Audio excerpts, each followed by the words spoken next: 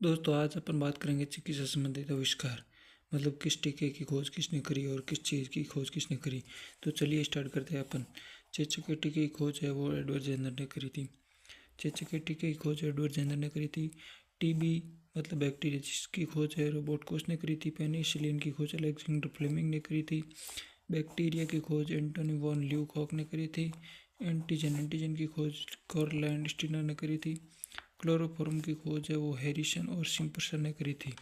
फिर आता है पोलियो वैक्सीन की खोज है जॉन ई शॉल्क ने करी है। मलेरिया परजीवी की खोज एवं चिकित्सा होती है उसकी खोज रोनाल्ड रोस ने करी थी। डायबिटीज़ की खोज है बेटिंग ने करी थी।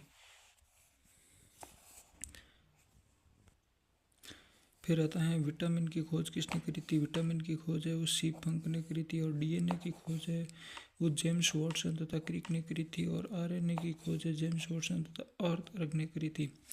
रक्त परिसंचरण तंत्र की खोज है वो विलियम हार्वे ने करी थी। फिर आता है सल्फर ड्रग की खोज किसने करी थी। वो करी थी डॉग मैक ने। फिर हृदय प्रत्यारोपण की खोज है क्रिश्चियन बर्नर्ड ने करी थी। इंसुलिन की खोज है वो बेटिंग तथा बेस्ट दो वैज्ञानिकों ने मिलकर करी थी। नेक्स्ट आता है प्रमुख विटामिन और रासायनिक नाम। मतलब विटामिन के रासायनिक नाम होते हैं और उससे फिर आता है विटामिन ए। विटामिन ए का रासायनिक नाम है रेटिनॉल। और स्रोत होता है इसे अंडा, पनीर, हरी सब्जी, दूध, मछली आदि। फिर आता है बी।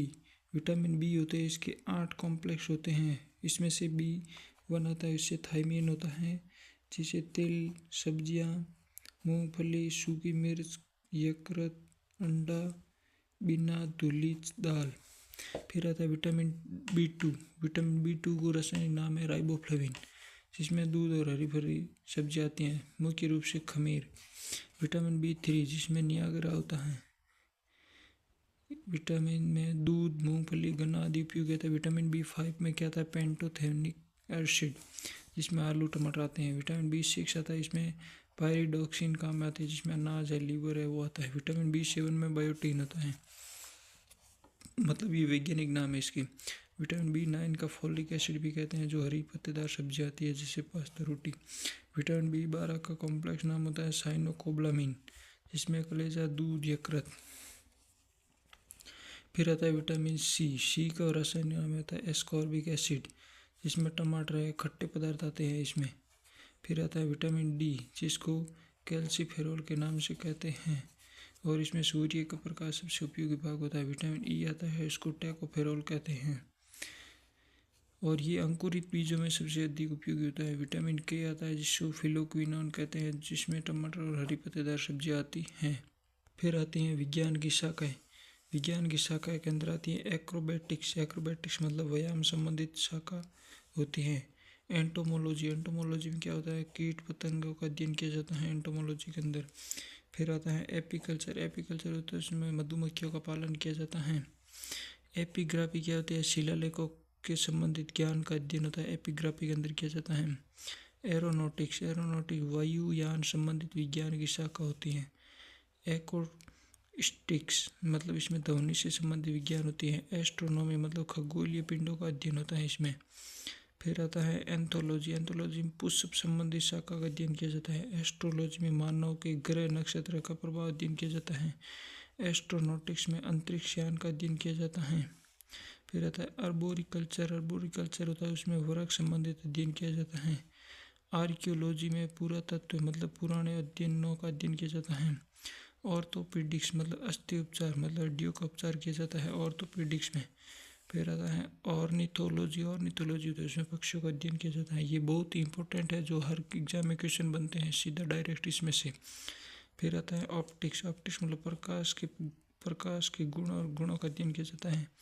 फिर आता है ऑस्ट्रियोलॉजी में हड्डियों का अध्ययन किया जाता है। और ओलेरिकल्चर होता है उसमें सब्जियों का अध्ययन किया जाता है। फिर आता है ओनेरोलॉजी इसमें सपनों का अध्ययन किया जाता है। फिर इकोलॉजी जीव और पर्यावरण के बीच संबंधित अध्ययन होता है। इथोलॉजी होता है इसमें प्राणियों के व्यवहार का अध्ययन किया जाता है।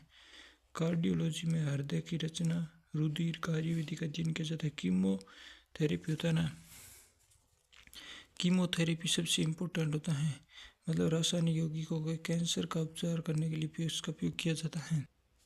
फिर आता है एक इम्पोर्टेंट कॉस्मोलॉजी यानी ब्रह्मांड के जन्म, विकास और विलोपन का अध्ययन किया जाता है।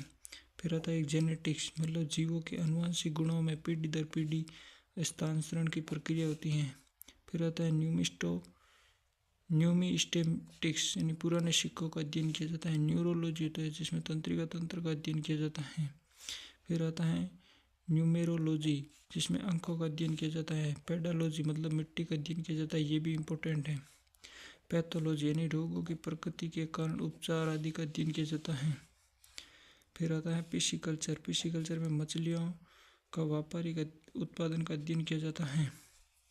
फिर एक पोमोलॉजी, पोमोलॉजी में फलों का अध्ययन किया जाता है। पैरालॉजी में स्पंजों का अध्ययन किया जाता है। फिर आता है फ्लोरिकल्चर, फ्लोरिकल्चर में फूलों की कृषि का अध्ययन किया जाता है। नाम से पता चलता है कि फ्लोरिकल्चर। फाइकोलॉजी, फाइकोलॉजी में हमेशा सवालों का अध्ययन किया जाता है। और माइकोलॉजी होता है जिसमें कवक या फफूंद का अध्ययन किया जाता है। मिनरोलॉजी में क्या होता है, मिनरोलॉजी मतलब मिनरल मतलब खनिज होता है। एक इम्पोर्टेंट आता है मॉर्फोलॉजी, जिसमें जीव और भौतिक जगत की आकृति का अध्ययन किया जाता है। फिर तो ज़्यादा इम्पोर्टेंट नहीं है। इसमें एक ये इम्पोर्टेंट है विटिकल्चर, जिसमें अंगूर की खेती का अध्ययन किया जाता है। साइटोलॉजी में जीव कोशिकाओं का अध्ययन किया जाता है। सिस्मोलॉजी में भूकंप का अध्ययन किया जाता है। सेरिकल्चर में रेशम कीट का उत्पादन किया जाता है। साइकोलॉजी मनोविज्ञान का अध्ययन किया जाता है। बाकी तो कुछ इम्पोर्टेंट नहीं है, 1 2 3 ये है। हिस्टोलॉजी में ऊतकों का अध्ययन, शरीर के ऊतक होते हैं उसका अध्ययन किया जाता है। सर्पेटोलॉजी में सर्पों का अध्ययन। हिपेटोलॉजी में पित्ताशय थैली का अध्ययन किया जाता है। हर्पेटोलॉजी इसमें सरीसृपों का अध्ययन किया जाता है। तो आज के दोस्तों इतने ही इम्पोर्टेंट क्वेश्चन थे, बाकी कल पढ़ेंगे। और अच्छा लगा हो तो वीडियो सब्सक्राइब और शेयर ज़रूर करो, चैनल को सब्सक्राइब करो।